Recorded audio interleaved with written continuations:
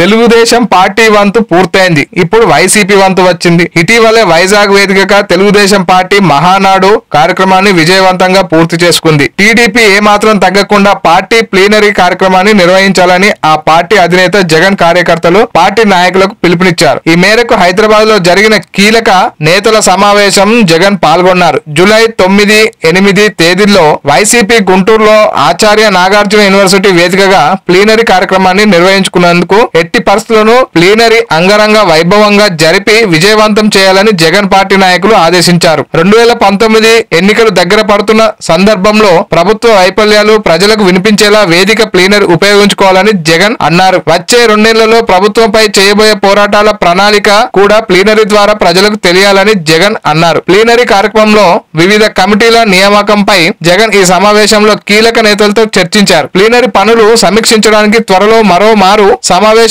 కావాలని జగన్ అన్నారు.